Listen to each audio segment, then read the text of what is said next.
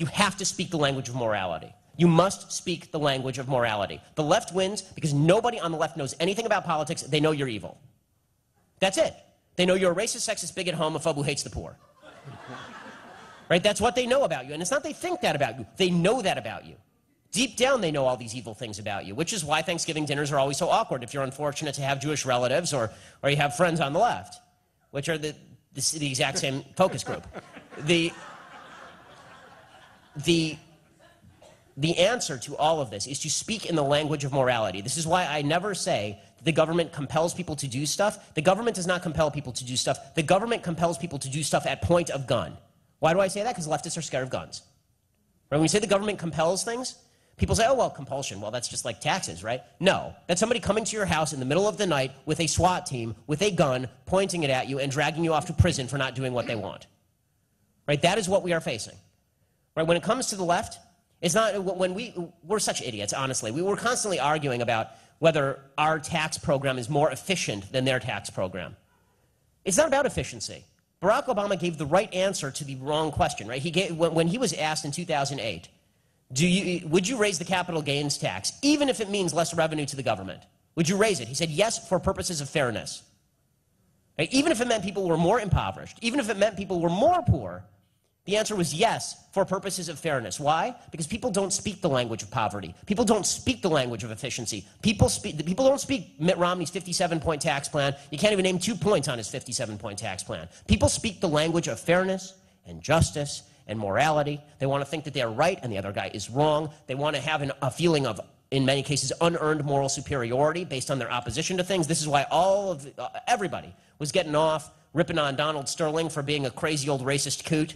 Did they accomplish anything? No. But they felt real good because they got to go around telling all their friends that Donald Sterling was a racist old coot. Right? This is what they do. So, speak their language. In other words, next time they say something like, I believe in the minimum wage, then you should say, why exactly is it that you want to put a gun to the head of a business owner and force them to pay something? Why is that okay? Why isn't that violative of basic principles of consent? Like you over here, you like gay marriage because you say that 2 men should be able to wed each other, but those 2 men shouldn't be able to do business with each other in a mutually agreed relationship? So if instead of them having sex, they were actually just, one was signing a check to the other to paint his car, then you're saying that's not okay? And that you're going to take a gun and put it to the head of one of them in order to make that happen? It's because you're a totalitarian. Right? This is the truth. The left is totalitarian. You don't have to feel bad about saying these things. And when you talk about the inefficiencies of the left's social policies in the inner city, who gives a crap? This is really, I mean, honestly, that no one in the inner city is thinking about, wow, this really is not very efficient. What they're thinking is there are a bunch of Tea Party, Ku Klux Klanners out there who are going to invade their inner city and burn down their houses. Why do they think that? Because they're Democrats and apparently some Republicans, Dad Cochran, who actually have been doing this sort of stuff, have been saying this sort of stuff. The answer to that is that the real racists are and always have been folks on the left who wish to exploit racial division in order to pay off their cronies. The reason the education system sucks in the inner city is because the left wants to pay off its union buddies at the expense of black kids. The reason that the left has not done anything for the inner cities despite years of dominance in Detroit, the reason is because they wanted the violence. And it is about intent. It's not about effect. There was a really telling point in the 2012 election cycle when Bill Clinton was talking about Obama, and he said, the difference between Obama and Mitt Romney is that Romney is somebody who says that Barack Obama's done a really poor job.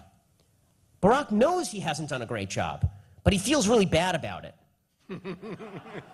This was an actual line, right? And people bought that because, and the polls show this.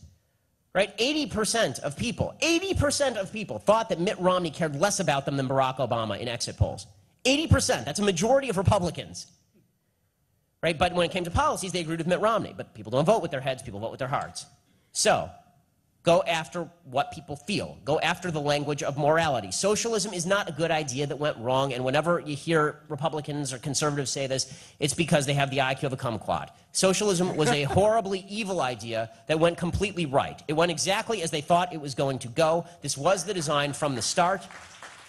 Socialism is a fundamentally immoral, evil, unfair, discriminatory, and disgusting system that violates off the bat 3 of the 10 commandments. Right? You don't steal, God, not government, and you shouldn't be jealous of your neighbor's ass. right? That's in the actual language, correct? Yes. Not the Bill Clinton language. So these are the terms that we should be speaking. These are the terms that hit young people. Because young people, nobody has the time to read all of the entire editorial page of the Wall Street Journal. Nobody does. Everybody's attention span is 5 seconds long. So if you can't make people feel good about being conservative, make them feel really, really bad about being leftist. You know why? They deserve to feel bad about being leftist. They're siding with an evil ideology.